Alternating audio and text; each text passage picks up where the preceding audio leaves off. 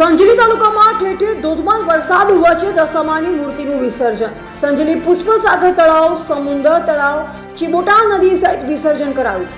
ભારે વરસાદ વચ્ચે રાત્રિના 2 કલાકથી સવાર સુધી ભક્તોએ આરતી કરી ભાવભીની વિદાય આપી. સંજેલી તાલુકા સહિત ગ્રામ્ય વિસ્તારોમાં ઠેર ઠેર દશામાની 10 દિવસ સુધી ભજન કીર્તન પૂજા ધૂમધામથી કરવામાં આવી, જે બાદ દશામાની મૂર્તિઓનું વિસર્જન કરવામાં આવ્યું. વિસર્જન સમયે ધોધમાર વરસાદ વચ્ચે ભક્તોએ દશામાના ભજન કીર્તન કરી દશામાતાને વિદાય આપવામાં આવી. રાત્રિના 2 કલાકથી સવાર સુધી માના ભક્તોએ સંજેલીના પુષ્પસાગર તળાવ, ચમારિયા, ચિબોટા નદી, થાળાકોટા, સમુદ્ર મંદિર સહિત ગ્રામ્ય વિસ્તારોમાં ઠેર ઠેર દશામાની પ્રતિમાઓનું વિસર્જન કરવામાં આવ્યું.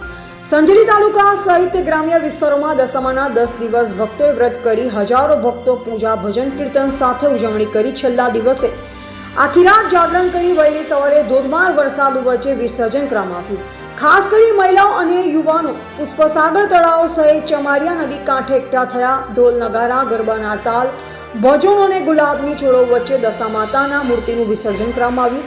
સંજેલી નગરમાં ઠેર ઠેર માના ભક્તો દ્વારા અગલે બરસ તુમ જલ્દી આના તેમજ દશામાં ફરી આવજોના નાદથી સંજેલી નગર સહિત ગ્રામ્ય વિસ્તારોમાં તળાવ અને નદી કાંઠા ગુંજી ઉઠ્યા. આખો માહોલ ભક્તિ અને ઉત્સાહથી છલકાયો હતો. માના ભક્તોએ આરતી કરી વિસર્જન કર્યું. Reporter Dilip Kumar H Makwana, Sanjeli.